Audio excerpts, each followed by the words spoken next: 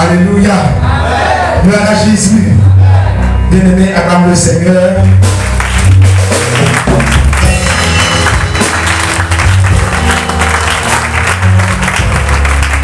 Voilà, merci beaucoup. Je vous salue. Voilà, pour vous asseoir au nom de Jésus. Je vous salue en ce matin au nom de Jésus-Christ. Alors je suis là, le Seigneur, par sa grâce, m'a mandaté ce matin de partager la parole avec vous. Alors, bien avant de commencer, je voudrais revenir un peu sur le mariage. Voilà, nous avons annoncé ce mariage-là pour le 13 septembre. Alors, je voudrais demander à tous les responsables, vous-même vous savez, comme on sait le faire ici à l'église JCS, mobilisez-vous. Je demande à tous les responsables vraiment de se mobiliser pour que ce jour-là, ce soit un moment de joie. Alléluia. Amen. Donc, vraiment, les cotisations, il faut encore mettre la main dans la bouche au nom de Jésus-Christ. Que le Seigneur vous bénisse. Il faudrait que ce jour-là, quand on vient bénir le mariage avec les présents, avec les cadeaux. Alléluia, n'est-ce pas? Que le Seigneur te bénisse au nom de Jésus-Christ de Nazareth. Voilà, maintenant pour les chaises de l'église de Bergerville, une chaise en plastique coûte 4 000 francs. Maintenant la chaise présidentielle, le rouge, voilà. Là c'est 12 000 francs, une chaise. Maintenant, c'était 400 000 francs. Il y a des personnes qui ont participé, il reste 300 000. Donc, aussi, acclame le Seigneur, il faut acclamer le Seigneur. Donc, tu veux participer, après l'église, tu peux venir nous voir. Voilà, au nom de Jésus-Christ. Alléluia. Amen. Voilà, on va chanter ce chant. Alléluia. Moi, c'est devenu. Tiens-toi le nom de Jésus. Je vais prier, puis on va chanter. Seigneur, je vais parler en ton nom. Vraiment, je me remets ma pensée, Seigneur, entre tes mains, continue dans ton esprit. Et tout ce que je vais dire ce soir, Seigneur, que tu puisses ce matin, autant pour moi, Seigneur, que cela soit inspiré par ton esprit au nom de Jésus. Merci de bénir la parole. Amen. Alléluia.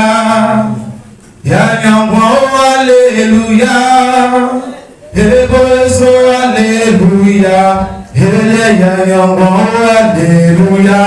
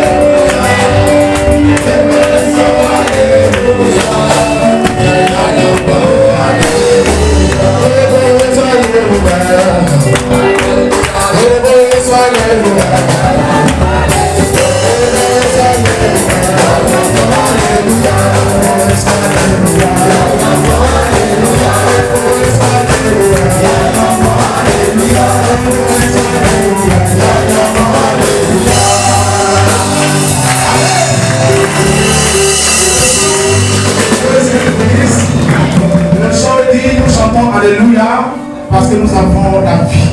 Alléluia. Nous avons la vie et nous chantons Alléluia. Acclame le Seigneur et Jésus-Christ. Voilà, je vais tout asseoir au nom de Jésus. Nous allons maintenant prendre nos Bibles et nous allons écouter la parole que le Seigneur nous adresse en ce matin. Alors le thème de la journée d'aujourd'hui, c'est il y a une autre vie après la mort. il y a une autre vie après la mort. Et le livre, c'est Jean chapitre 14, le verset 1 à 3. Il y en a d'autres livres que nous allons lire tout à l'heure, mais nous commençons par ce verset-là. Donc il y a une autre vie après la mort. Et donc je vais demander aux dirigeants, il va dire la parole.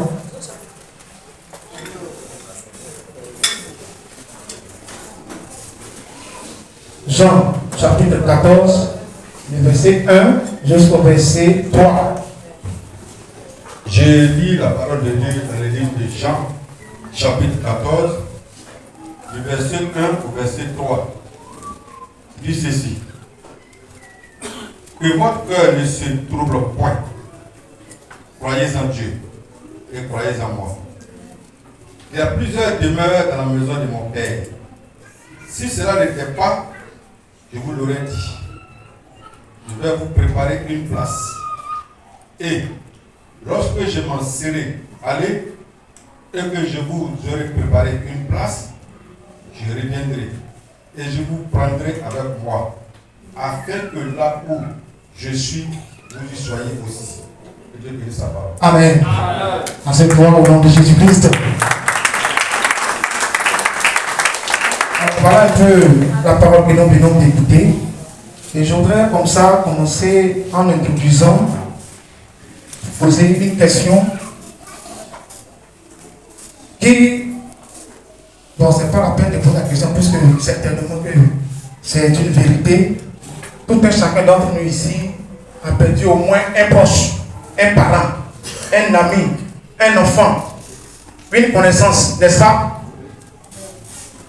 Chacun au moins. Tu as un ami que tu as perdu. Tu as un frère qui est mort. Un parent. Un frère qui n'est plus de ce monde. Bien aimé. Ce frère qui est décédé là, est-ce que tu le vois encore? Il faut bien m'écouter ce matin. Est-ce que ce frère qui est mort là, est-ce que tu le vois encore? Ta soeur qui est décédée là, est-ce que tu la vois encore? Bien aimé, on avait une soeur ici qui s'appelait Véronique. Elle est assise là, est-ce que vous voyez la soeur là encore ici? Elle n'est plus là. Elle est partie, elle n'est plus de ce monde. Bien aimé, pour dire que il y a un temps que nous voulons passer sur la terre. Et ce temps-là va finir un jour. Mais moi-même qui suis devant vous, qui tiens le micro, un jour va arriver où vous ne verrez plus. Le nombre d'années que Dieu va me donner, quand je vais finir de rouler ce nombre d'années-là, on ne me verra plus. Je serai absent. Alléluia. Et ça sera la même chose pour toi. Tu m'écoutes. Un temps va arriver, tu ne seras plus sur cette terre. Mais posons-nous la question. Alors, quand nous mourrons, quand nous quittons cette terre, où est-ce que nous partons? Est-ce que tu t'es posé cette question? Ton frère que tu ne le vois pas, ta soeur que tu ne la vois pas, aujourd'hui, où est-ce qu'elle est? Où est-ce qu'il est? Bien aimé, pour nous, les humains, après la mort, nous avons deux destinations. Nous avons deux destinations. Et ces deux destinations-là, il y a une destination qui est bonne et il y a une destination qui est mauvaise. Et quand tu es sur la terre, pour pouvoir avoir cette bonne destination, il faut être disciple de Jésus. Il faut suivre le Seigneur Jésus-Christ. Alléluia. C'est en le suivant, en marchant avec lui, que nous pourrons avoir cette bonne destination que nous appelons souvent paradis. Alléluia. C'est un lieu que Dieu lui-même a créé Alléluia. Donc ce lieu-là, nous, ces enfants, nous qui nous avons appelés et nous avons rassemblés, c'est notre destinée, c'est notre fin. Mais celui qui n'accepte pas le Seigneur et qui ne marche pas selon donc, sa parole, sa destination, c'est en prison. Et la prison, c'est l'enfer. Et l'enfer, c'est la souffrance. Alléluia. Et donc, chacun devrait prendre conscience. Nous venons de lire ce verset-là.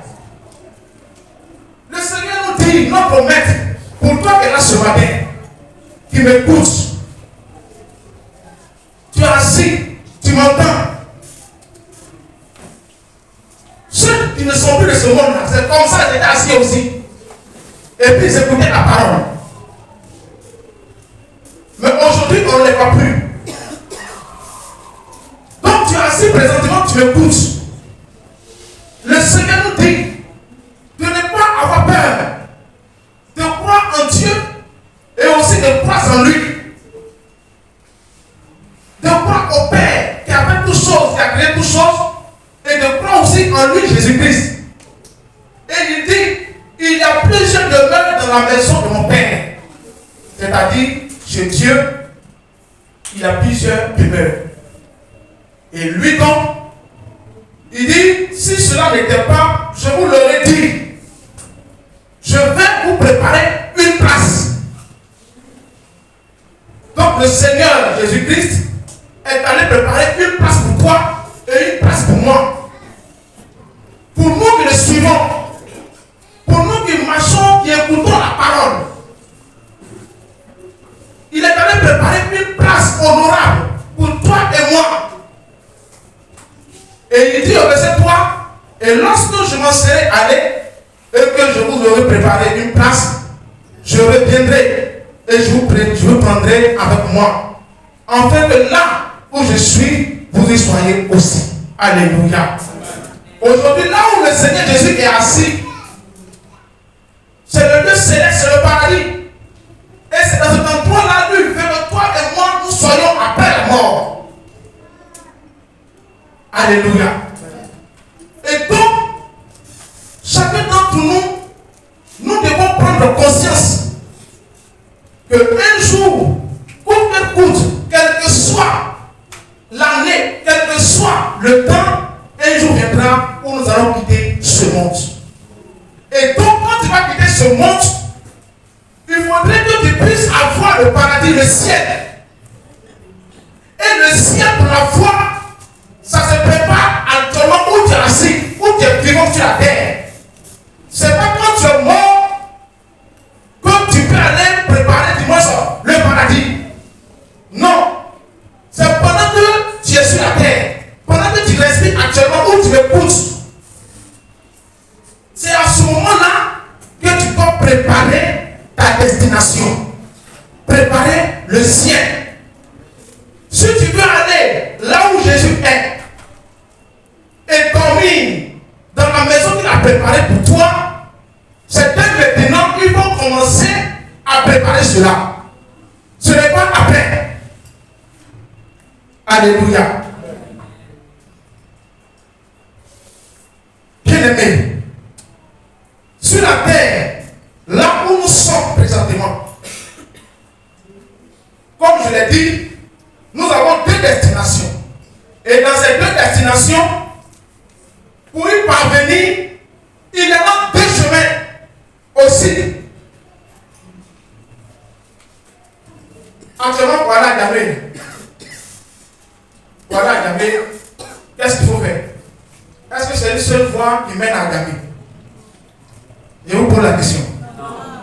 Ce n'est pas une seule voie qui mène à Gamé. Il y a plusieurs voies que tu peux emprunter pour aller à Gamé. Mais pour nous, les chrétiens, et pour le paradis, il n'y a qu'un seul chemin. C'est-à-dire qu'on ne peut pas passer par un autre chemin que le chemin que Dieu nous donne. Et ce chemin-là, je l'ai déjà dit, c'est Jésus-Christ de Nazareth. Alléluia. Nous allons prendre Matthieu chapitre 7, versets 13 à 14.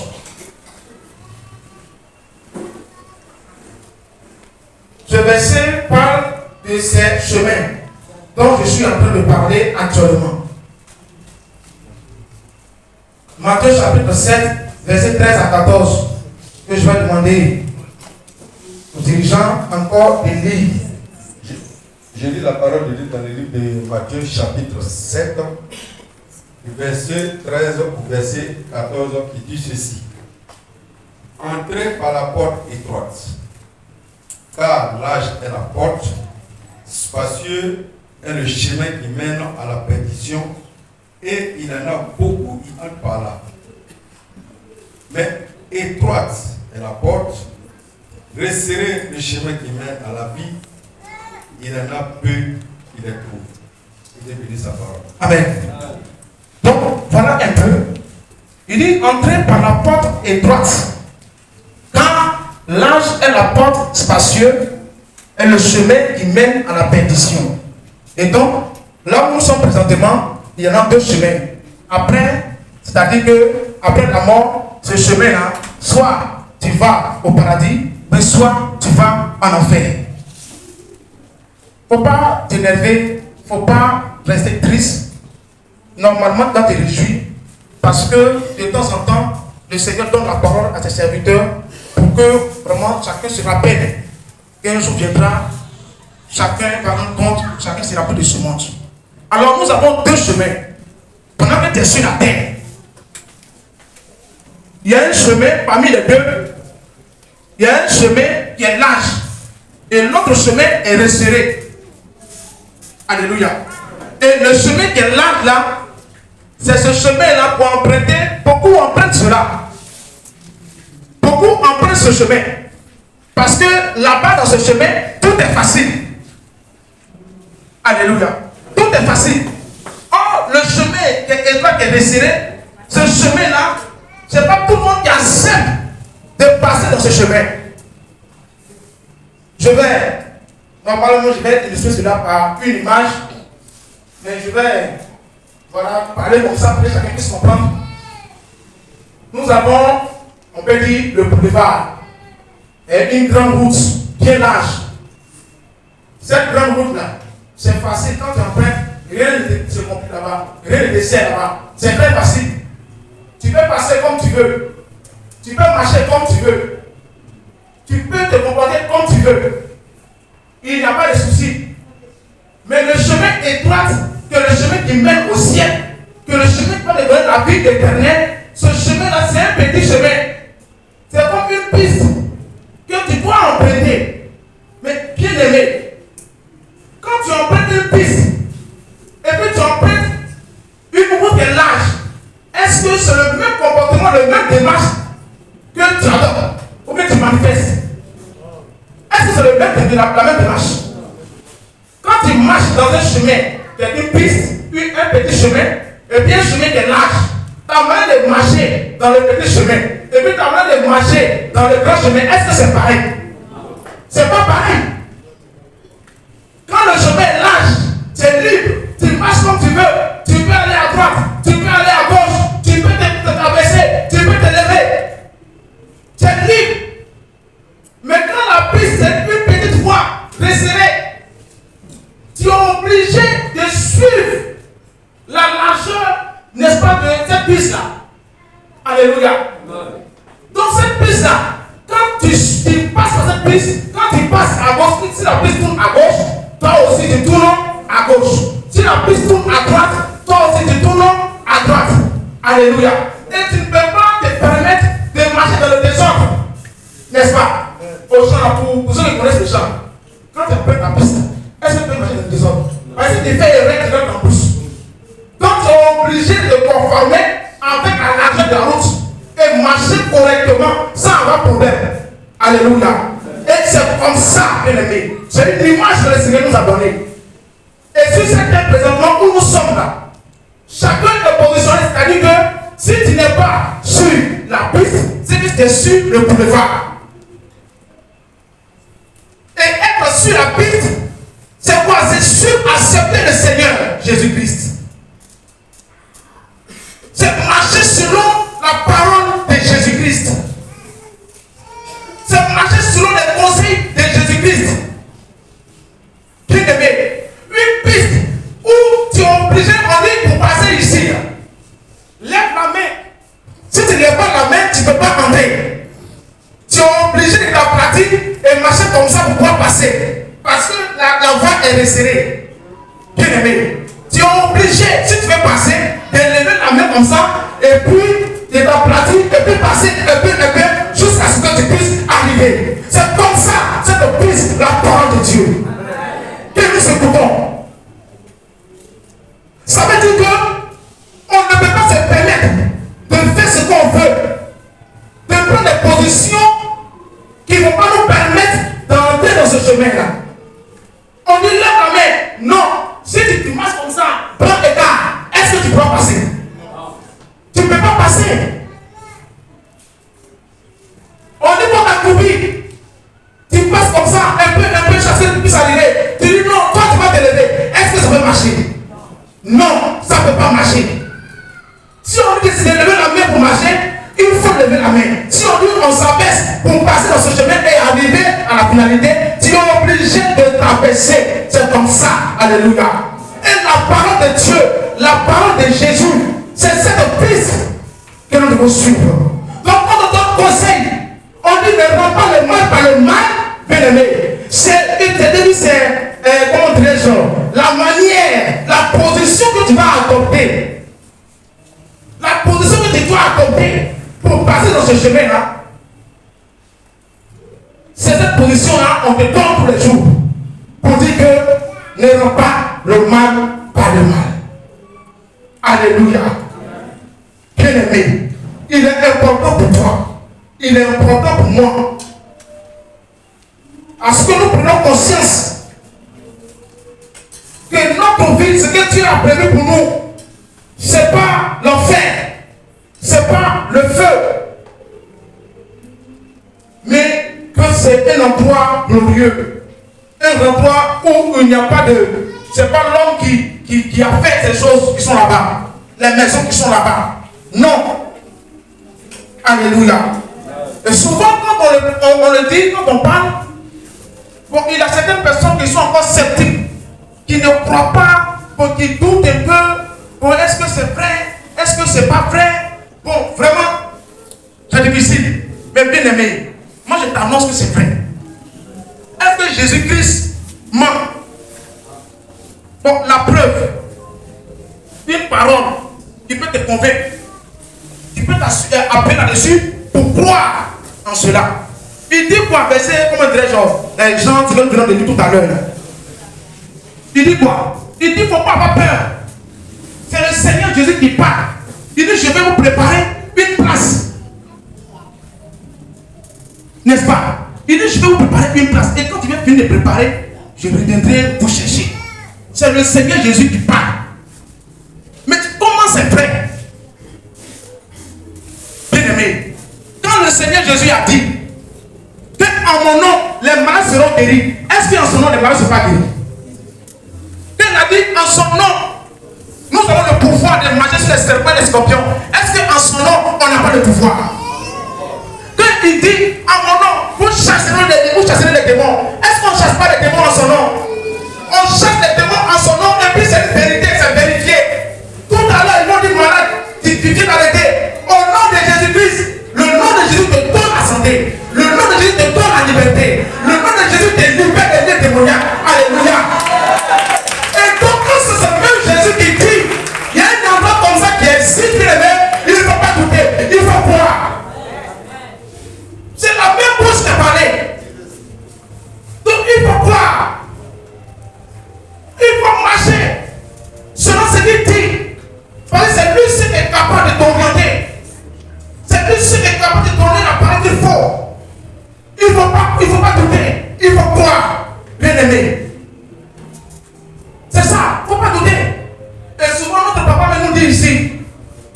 Il nous donne des exemples qui sont aussi clairs. Que Dieu nous montre pour dire que un jour va arriver. Nous n'avons pas resté définitivement sur la terre. Alléluia. Qu'il y a une autre vie qui nous attend. C'est un autre monde, bien aimé. Ça n'a rien à voir avec ce qui est ici. Je n'ai jamais vu, mais je crois ce que mon maître dit. Je crois à la parole de Jésus-Christ. Il y a un autre monde qui n'a rien à voir avec ce monde que tu vois là. Ça n'a rien à voir. C'est une autre vie. De la manière tu vois les maisons, de la manière tu vois la vie, les gens, c'est comme ça. Mais c'est une autre vie qui n'a rien à voir avec ce qui est ici. Alléluia. Alléluia. Est-ce que tu entends ce que je dis? Est-ce que tu comprends ce que je dis? Voilà pourquoi tu dois changer de caractère. Voilà pourquoi tu dois changer ta manière de réfléchir. Voilà pourquoi tu dois changer ta manière d'adorer le Seigneur.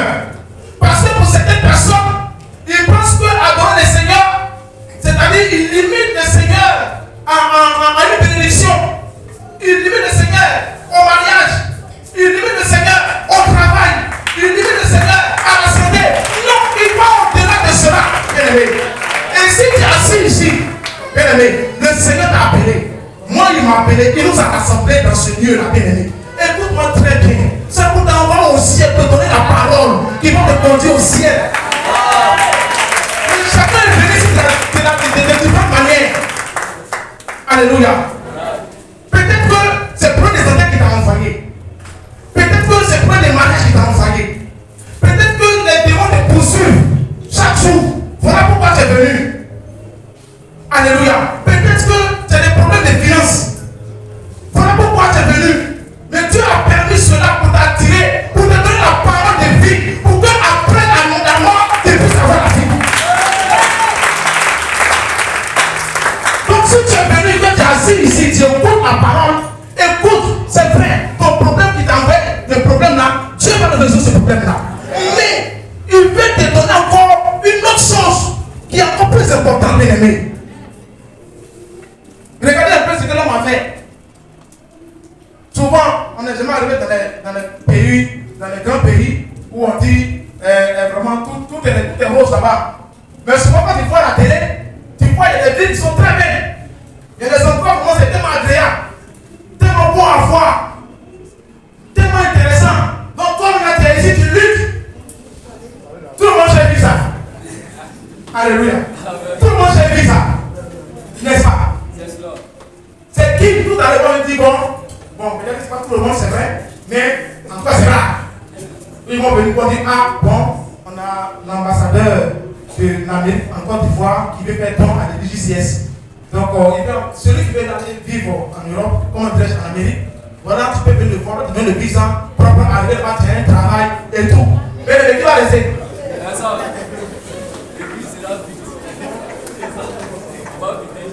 Alors, le Seigneur vous parle.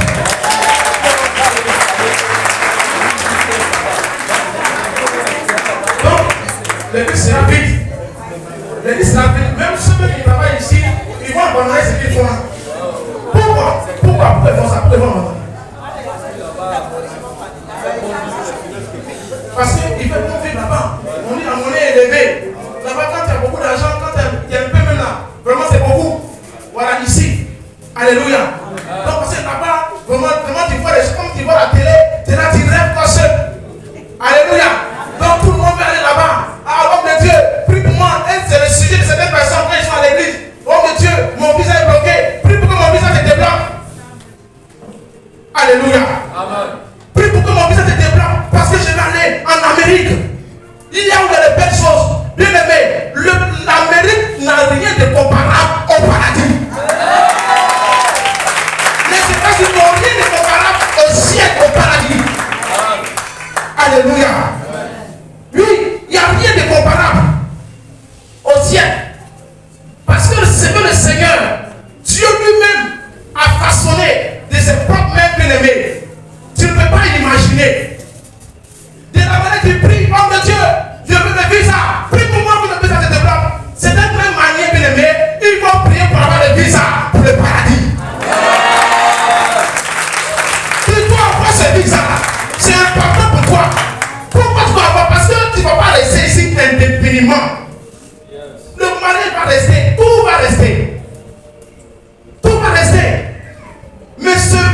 tu dois approcher cela. Et c'est le Seigneur Jésus qui donne. Alléluia. Alléluia. Est-ce que tu me comprends ce matin?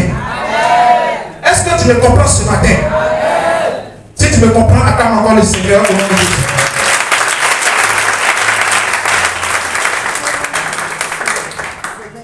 Alléluia. Que le Seigneur te bénisse. Alors, qu'est-ce qu'on doit faire? Qu'est-ce que tu dois faire? Qu'est-ce que je dois faire pour avoir le ciel? Il faut accepter le Seigneur. Jean 16 nous dit, souvent quand on donne ces versets, on finance les versets des enfants. Une fois, il a donné, on est allé à l'école pastorale, il a donné cela. Il voulait traiter un thème là-bas. Il a donné, et le professeur, il trouve que c'est un thème, il dit c'est un thème. Il dit, verser même que le sens même de l'église, c'est notre vie. Ça, c'est il tout ça, c'est. Parce que tout le monde essaie, les enfants me connaissent. Alléluia. Jean 16. Quand Dieu a entendu le monde, il a donné son fils unique, en fait, qu'il comprend en lui ne périsse point, mais qu'il ait la vie. Et qui connaît ce verset? Voilà, donc pour lui, c'est verset, c'est présenter amusement. C'est parole sans amusement. C'est parole de égodie. Oui, mais non, les écoles de dimanche.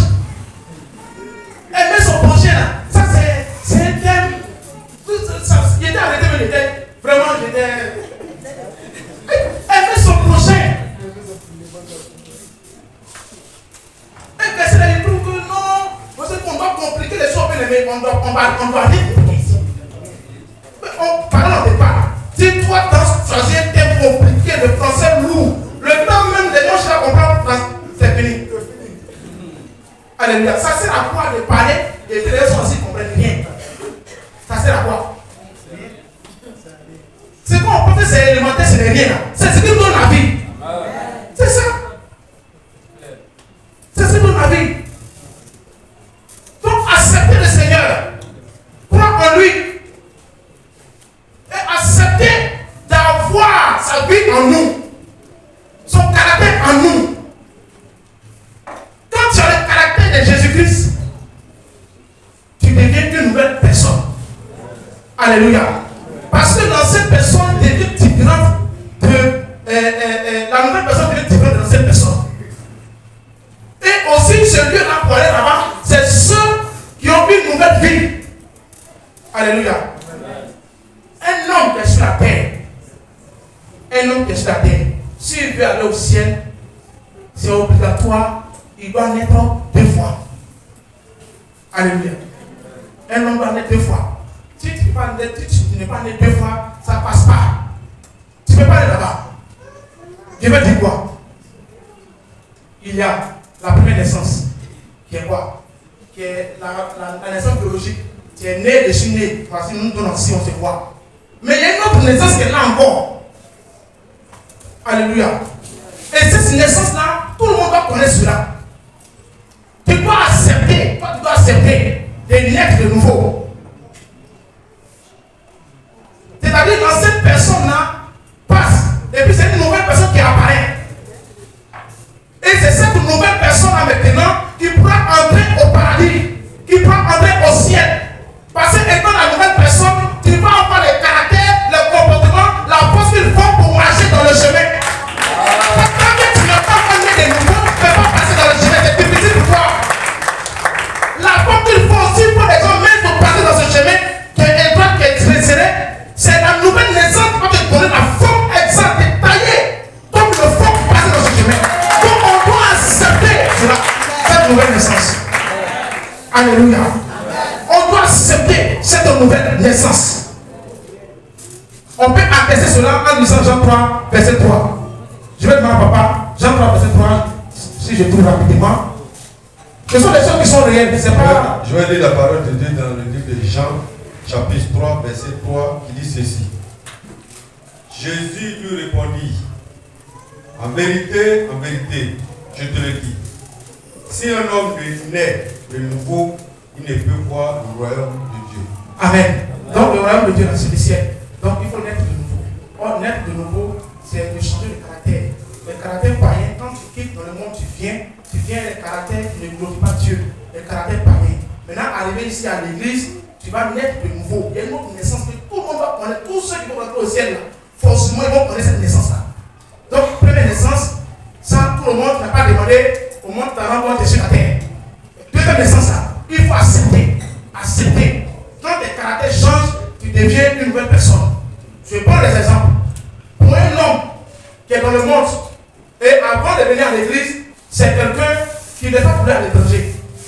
C'est-à-dire quoi? Quand on te juge sur la joue gauche, toi, tu regardes aussi et tu juges sur la joue gauche. Alléluia. Cette personne-là, on te connaît pour ça. On sait que la personne marche comme ça, c'est sa vie. Et souvent, même peut-être dans la famille, on dit que Dieu n'a pas les provoquer. C'est pas la peine, c'est pas tu veux faire, pas arrêter. Parce que si tu ne veux pas avoir de problème, il faut arrêter. Lui, là, son affaire est très compliqué. Ce que tu vas faire, il va te rendre pareil. Donc, c'est pas la peine. Alléluia.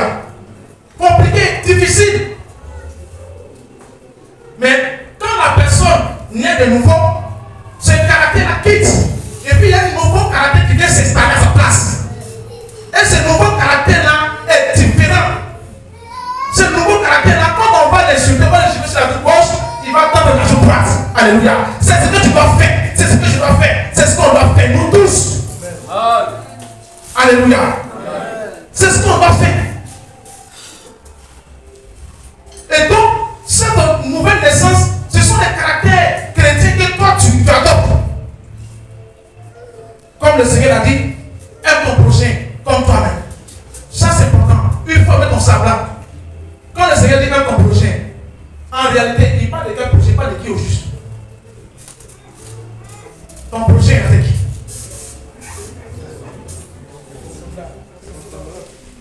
Ton prochain, c'est qui? Ton prochain, c'est celui qui t'aime. C'est celui qui t'aime, te donne des cadeaux, qui te fait du bien à tout moment. Alléluia. Ou bien, ton prochain, c'est qui? Ton prochain, bien-aimé, c'est l'étranger. C'est celui que tu ne connais pas. Celui que tu connais, ce sont tes amis, ce sont tes parents. Et aussi, ajouter, qui est plus important, ce sont aussi ceux qui ne t'aiment pas.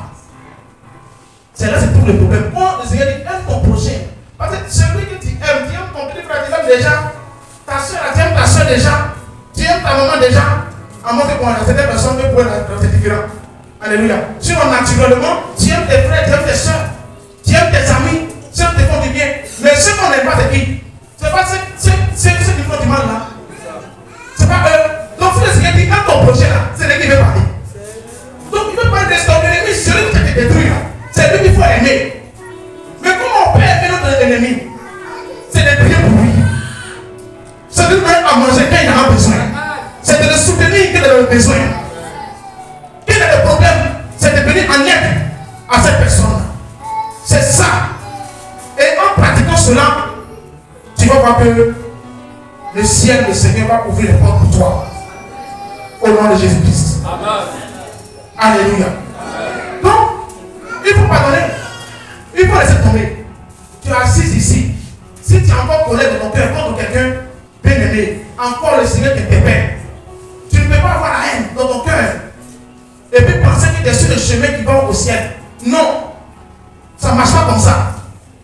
Ceux qui passent par ce chemin-là, ils tous marchent de la même manière. Alléluia. Ils n'ont pas la haine dans leur cœur. Donc toi, tu m'écoutes ce matin. Si tu as la colère dans ton cœur contre quelqu'un, toi ce que tu sais, il faut laisser tomber. Parce que tu dois avoir le visa pour le ciel. Il faut pardonner. Parce qu'en développant la colère, bien-aimé, tu deviens un meurtrier selon la parole. Dans 1 Jean 3, verset 15, il a dit quoi? Que celui qui est son frère, c'est un quoi? C'est un meurtrier. Quand tu n'aimes pas quelqu'un, quand tu détestes quelqu'un, le Seigneur dit tu es un meurtrier. Dieu même t'appelle meurtrier. Hein? Si le Seigneur, Dieu lui-même dit tu es meurtrier, mais là c'est grave. Oui, c'est pas bon, c'est dangereux. Donc ne sois pas meurtrier. Il ne faut pas tuer ton frère, il ne faut pas tuer ta soeur. Parce que la colère que tu as dans ton cœur, cette colère, le diable travaille avec la colère. Tous les jours on le dit, il va nous donner des aides de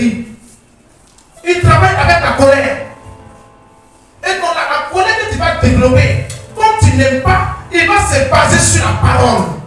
Il va se baser sur ta pensée, sur la colère qui est en toi là, et puis détruire ton frère. Détruire ta soeur. Voilà pourquoi il est métier.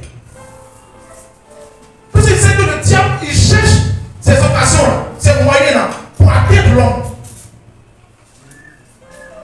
Si tous ici, nous avons la même manière de réfléchir, la même pensée, ce serait difficile pour Dieu d'entrer parmi nous.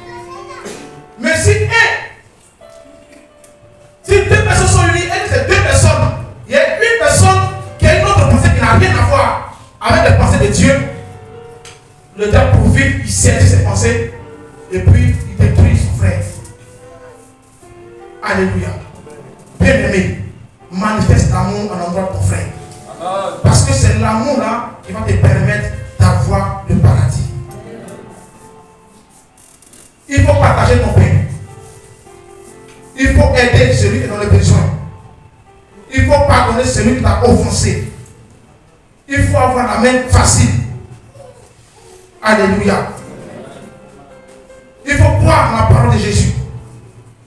Il faut écouter. C'est ce qui t'écoute là pour te délivrer. C'est ce que tu entends qui va te sauver. Parce que ce que tu écoutes, qui vient de la part de Dieu, qui vient de la parole, quand tu écoutes, tu es disposé. Quand tu entends la parole va faire effet dans ta vie. Donc, bien aimé,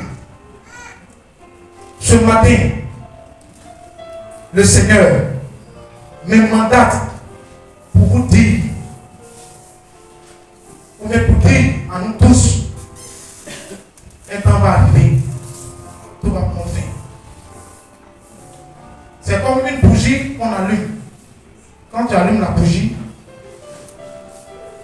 bougie brûle. Et un temps arrivé, au bout de ce moment, vous allez voir que la bougie va disparaître. Et c'est comme ça notre vie. Voilà pourquoi, quand tu fais un anniversaire, oui c'est vrai, c'est bon de se réjouir. Quand tu fais un anniversaire, si le Seigneur t'a donné 120 ans, si tu as fêté 10 anniversaires, ou bien 20 anniversaires, il reste combien? Il reste 100. Donc, chaque année, à chaque fois que tu vas fêter ton anniversaire, rappelle-toi que tu t'en viens là-bas. Et puis corrige ta manière de marcher avec le Seigneur. Corrige ta relation avec le Seigneur. Il faut corriger. C'est vrai, tu peux te réjouir parce que tu as le temps. Si le Seigneur a de longue vie, ce n'est pas permis à tout le monde vraiment d'avoir la vie Dieu sur la terre. Donc si le Seigneur permet que toi, tu égraines les années, c'est une grâce. Il faut te réjouir. Mais aussi, rappelle-toi, bien-aimé. Rappelle-toi que c'est en train de diminuer. C'est en train de partir. Et souvent, d'autres même, ils ne finissent pas. C'est-à-dire que la bougie ne finit pas correctement. Mais le diable cherche à couper. Alléluia. Il cherche à détruire, c'est-à-dire effacer le reste de vie. Et ça, on appelle la mort prématurée. Donc, chacun d'entre nous, ce matin, chacun d'entre nous, nous avons une autre vie. L'homme va vivre encore. Mais ça dépend de ce que tu vas faire sur la terre. C'est ta vie sur la terre qui va te donner le visa pour aller au ciel. C'est ta relation, ton comportement, ton caractère sur la terre qui va te donner aussi le ticket pour aller en enfer. Donc on doit bien se comporter. Et il n'y a pas une autre parole ailleurs que les paroles de Jésus-Christ de Nazareth. Ce sont ces paroles-là, quand tu as la parole te transforme, tu deviens une nouvelle personne. Et puis tu marches sur ces paroles, et puis vers la fin, il te donne la clé du paradis. C'est comme ça. Alléluia. Donc en conclusion, nous avons donc deux destinations après la mort. Nous avons le paradis et l'enfer. Et pour avoir donc le paradis, il faut accepter le Seigneur. Il faut te conformer à la parole de notre Seigneur Jésus-Christ de Nazareth. Il faut passer par le chemin qui est étroit. Mais il faut éviter le boulevard. Parce que le boulevard, là-bas, il n'y a pas d'interdit. On dit, vous parlez comme tu parles, il faut parler comme tu veux. Rends le mal par le mal. Il faut insulter. Quand on dit au frère à l'église, il ne faut pas participer. Quand on dit, tu ne faut pas parler mal au pasteur. Quand tu viens à l'église, il ne faut pas te concentrer. Il ne faut pas penser au paradis. Pense à ton problème. Voilà, à ton problème, c'est-à-dire faut te concentrer sur ce que tu demandes seulement. Là-bas, c'est comme ça. On s'applique comme on veut. Tu peux porter avec que tu veux, il n'y a pas de problème là-bas. Parce que c'est l'âge. Tu prends la forme que tu veux. Si tu veux, tu n'es pas grosse. Tu peux aller modifier, devenir grosse. Oui, là-bas c'est possible. Tu peux faire tout ça là. Tu es noir, tu peux t'appeler noir. Et puis là-bas, tu peux devenir clair, pas de problème. Là-bas est grande. Là-bas, il n'y a pas de problème. Parce qu'il y a espace même. Viens. Là-bas, quand tu as nourriture, quand tu veux manger, tu refuses, tu ne fais pas. Pourquoi? Quand on n'a pas cotisé pour faire mariage, tu dis non. Pourquoi on ne laisse pas marier? Quel est le mariage? Ou que tu es déjà marié, il y a fait quoi encore? Tu ne fais pas. Là-bas, c'est comme ça. Tu marches comme tu veux, tu parles comme tu veux. Mais le chemin qui mène au ciel, là, tu ne parles pas comme tu veux. On parle comme Jésus parle. On réfléchit comme Jésus réfléchit. On marche comme il marche. Alléluia. Que le Seigneur te bénisse. Que le Seigneur nous bénisse au nom de Jésus. Acclamons notre Dieu.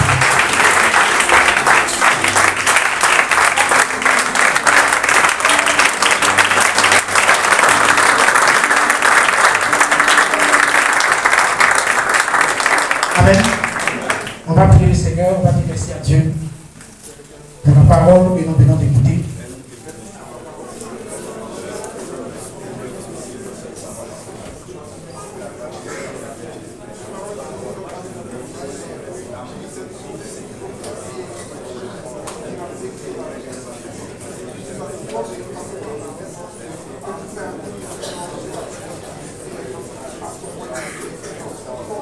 Tu vas encore prier le Seigneur. Tu vas dire au Seigneur que toi aussi tu veux aller au ciel très amour. Tu veux avoir cette seconde vie. Il y a une autre vie qui nous attend. Parce que l'homme esprit, il habite dans un corps. Et forcé, on va quitter ce corps. Tu dis à Dieu, forcé, je vais quitter ce corps. Je veux, je ne vais pas quitter. Mais ce que je vais quitter là, je vais aller auprès de toi. Donc aide-moi à marcher sur ta parole. Aide-moi à parler comme tu parles. Je veux marcher comme tu marches. Je vais agir comme tu agis. Je vais m'habiller comme tu t'habilles, Seigneur. Je vais être comme toi. Aide-moi. Parce que tu as dit, à part les choses, chapitre 1, verset 1, que c'est toi, tu es le cep et nous sommes le sarment. Tu es la tige et nous sommes les branches. Sans toi, on ne peut rien faire, Seigneur. Donc tu vas prier comme ça au nom de Jésus. Il faut prier. Que le Seigneur t'aide.